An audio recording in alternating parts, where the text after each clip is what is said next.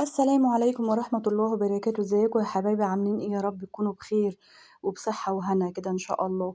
معانا طريقة طبعًا البسبوسة المكرملة ما شاء الله كده حاجة بألف هنا للي أكل منها، حاجة كده جميلة وطريقة سهلة جدًا وبسيطة. أول حاجة هنبدأ هنا بيها على النار، معانا طاسة طبعًا هنحطها على النار. هنا كوباية سكر، مش هنقلّب فيها أي حاجة خالص غير لمّا تبدأ تكرمل من الجناب. أول ما تبدأ تكرمل هنبدأ نقلّب فيها بالمعلقة. زي ما أنتم شايفين كده أخدت اللون. أول ما تبدأ تاخد لون معايا هابدأ أحرّك المعلقة فيها. خطواتها سهلة وبسيطة جدًا، وحاجة جديدة كده تنويع برضه في الحلويات.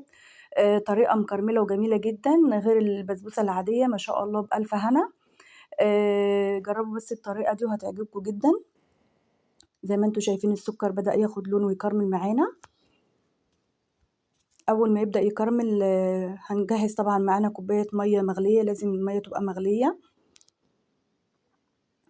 السكر بدأ ياخد لون أهوّة، نفضل وراه لحد ما كل الحبيبات دي تكرمل معايا.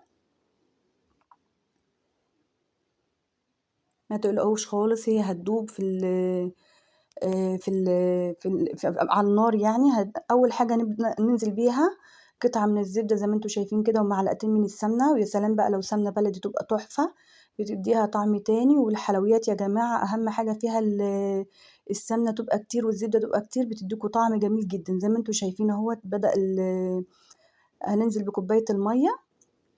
ما تقلقوش خالص، هتبدأ تاخد معاكم وهتكرمل معاكم جامد، بعد كده هتفُك معانا في الزبدة وكوباية المَيّة. أهم حاجة النار بتاعتنا تبقى هادية خالص عشان خاطر إيه، ما تحرقش معانا السُكّر.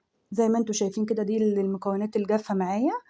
معايا كوبايتين من السميد، عليهم نُص معلقة لأ آسفة، معلقتين من آسفة، كوبايتين سميد، ربع كوباية جوزة الهند، معلقة صغيرة بيكنج باودر.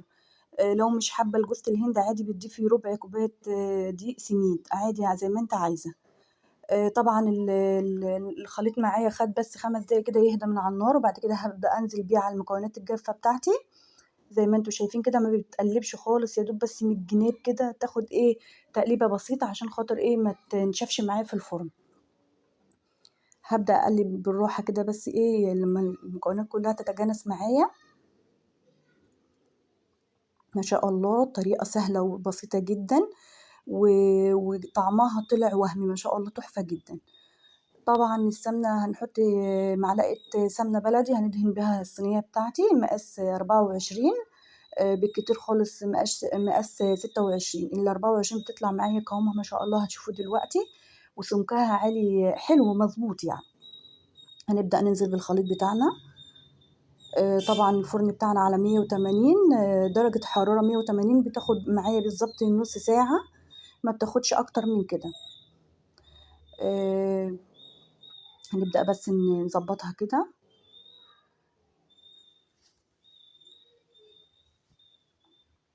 الفرن بتاعنا طبعًا سخن هندخّلها فيه على درجة 180. هنا الشربات بتاعنا هنعمل معانا كوبايتين من السكر، عليهم كوباية ونُص مَيّة.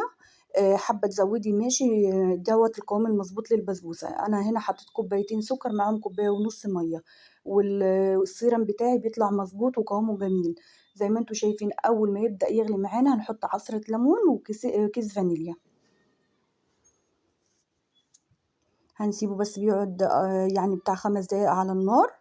أول ما تطلع البسبوسة بتاعتنا كده أحلى حاجة فيها إن البسبوسة سخنة والسيرم بتاعنا سخن أو الشربات. هنبدأ نسقي بقى كده فيها. أحلى حاجة إن هي الطريقة الناجحة إن هي تشرب السيرم بتاعِك، تبدأ تشرب السيرم والشربات كده، دي الطريقة الناجحة. والطريقة اللي هي بتخلّيها تشقّق دي تعرفي إن البسبوسة بتاعتِك ناجحة جدًا. عمّالة تشرب أهيّة ما شاء الله. معانا طبعًا بعد ما نخلّص السيرم بتاعنا ونسقيها نروح مغطّينها بس عشان تدّينا الطراوة بتاعة البسبوسة. هنا طبعًا النور كان قاطع فأنا إيه شغّلت الكشّاف.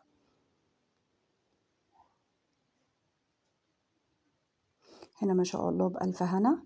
اللهم بارك حاجة كده ما شاء الله. بدأنا نغطّيها بس 5 دقايق وبعد كده هنبدأ نقطّع فيها. هنا طبعًا عشان الصينية بتاعتي جرانيت، فأنا ما باحطش السكينة للآخر، هاوريكم بس قطعة منها كده وأوريكم شكل التقديم بتاعها، وحاجة كده مكرملة ما شاء الله تحفة. الطريقة دي سهلة وبسيطة جدًا يا جماعة وناجحة جدًا، يعني طريقة مجربة وحلوة جدًا يعني. هاوريكم شكلها دلوقتي وقوامها ما شاء الله، ما شاء الله اللهم بارك، حاجة كده تحفة. وسكرها مضبوط وحاجة كده ما شاء الله جميلة بألف هنا للي أكل منها. ودوّة النهارده ده الفيديو بتاعنا، يا رب يكون عجبكم، يا رب أشوفكم في الفيديو الجاي إن شاء الله. لو أول مرة تشوفوني لايك واشتراك للقناة وتفعيل الجرس ليوصل لكم كل جديد مني. وده كان شكلها النهائي، باوريكم إن أنا دُقتها وطعمها تحفة جدًا.